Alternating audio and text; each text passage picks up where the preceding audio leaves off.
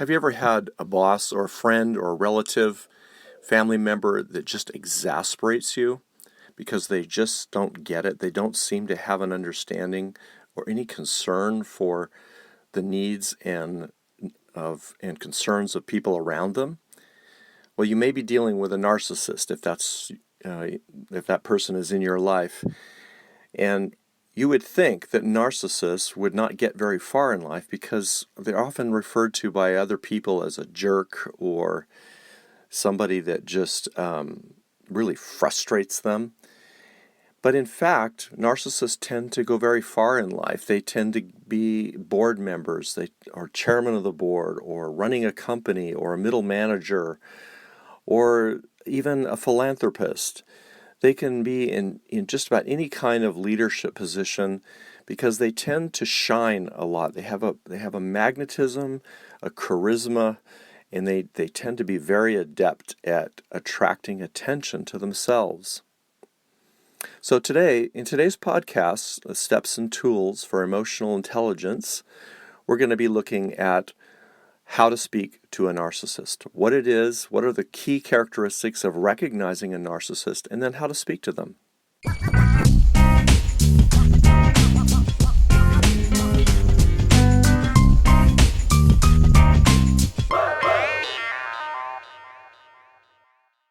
Welcome to Steps and Tools for Emotional Intelligence.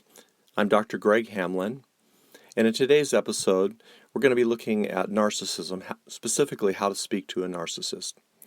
Now, I've been fighting a cold for the past week, and rather than skipping a week for my podcast episode, I decided to do a replay of an audio that was part of a video a couple of years ago on how to speak to a narcissist. Hope you enjoy it.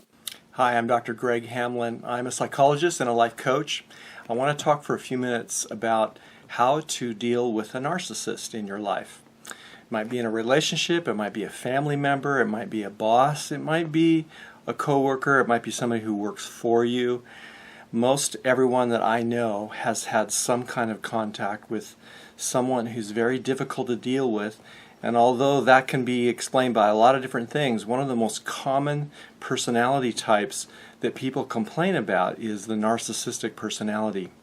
Now, what is the narcissistic personality? It's a personality type with some very predictable, definite characteristics. And you can go online and you can search on the DSM-4, DSM-5 criteria for narcissistic personality, but whether or not the diagnostic criteria is something you relate to or know, and whether you're a clinician or not, it doesn't matter, because there's two main characteristics that you need to be aware of. The one is that a narcissist will always look at things through the lens of what's in it for me. Everything is self-referential. When you talk with them about something, you may be telling them about a problem or a difficulty you had or are having, and they will immediately take that and relate it to their own life and then just go off and talk about that.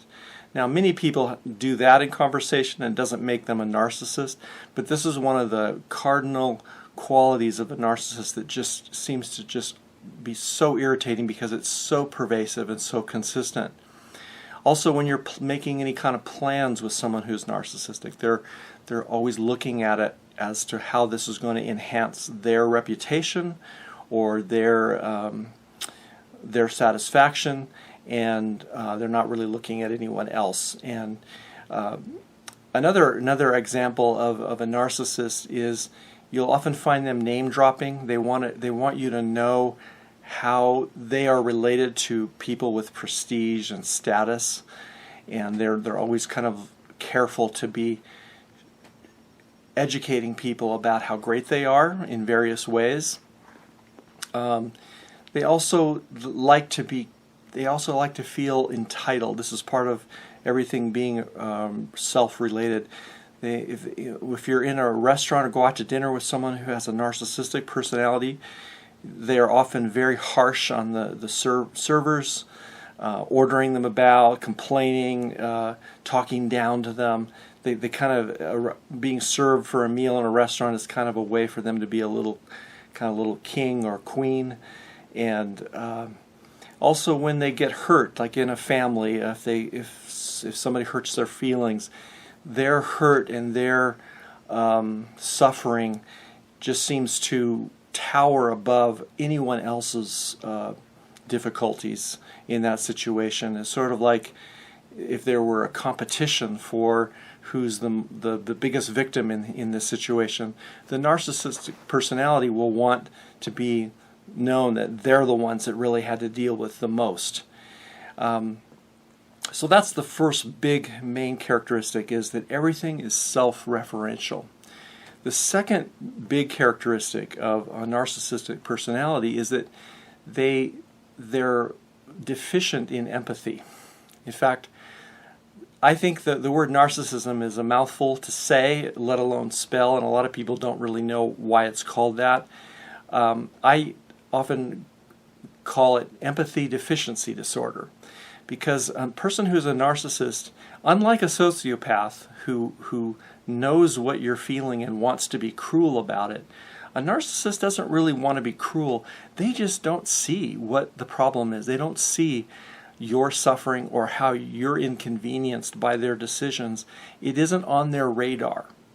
And so they look very inconsiderate, because they are. They're not considering you, but it's a lot of extra work for them to get their mind around other people's needs, whereas their own needs they're very much in touch with.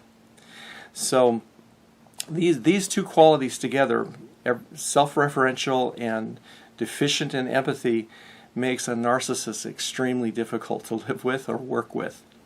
So how do you deal with this? What are some things that you can do to talk with a narcissist so that you get your point across, and so that you don't end every conversation in frustration and exasperation? Well, one of the things you can do is you need to make good eye contact. You need to speak confidently with a narcissist. Look them in the eyes confidently, but not in a way that's demeaning, because if they feel like you're putting them down or questioning their status, they can come out swinging. But you also can't be passive and pleading. You have to be very confident and definite and concise, because their attention span to listen to someone is usually very short. But you have to look them in the eye, say what you want to say, and then when they change the subject, you need to bring it back to what you're talking about. Now, I read recently about a study that was done where narcissists could actually be taught to have some empathy.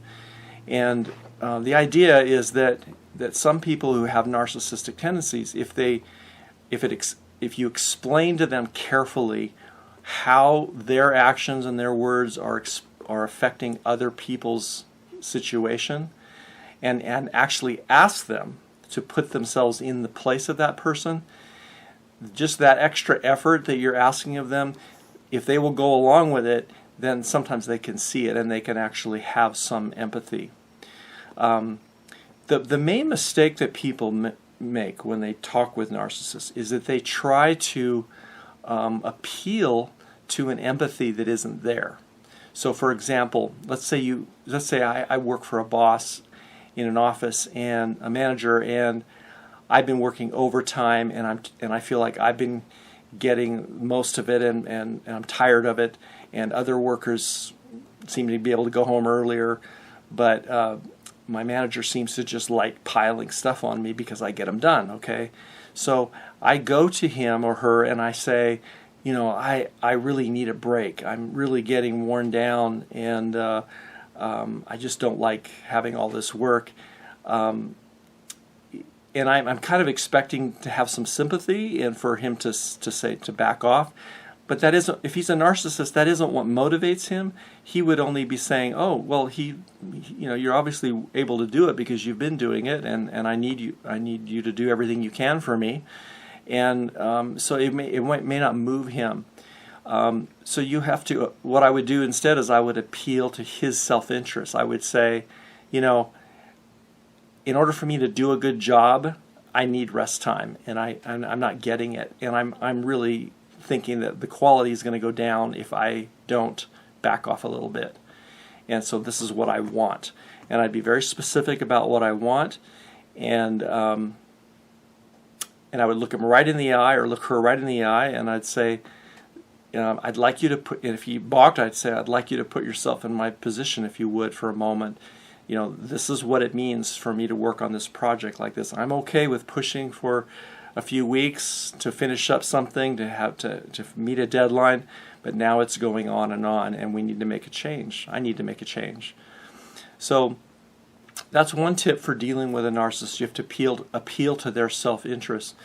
And then the other thing is that, as I said before, you need to ask them, if you can find a way to ask them respectfully to put themselves in your place, and then paint a very vivid picture, one that's not defensive and one that's not sarcastic, but helps them see what you think should be obvious. And that's the basic point, is that you think it's obvious, you can't believe they don't see it, but they don't see it.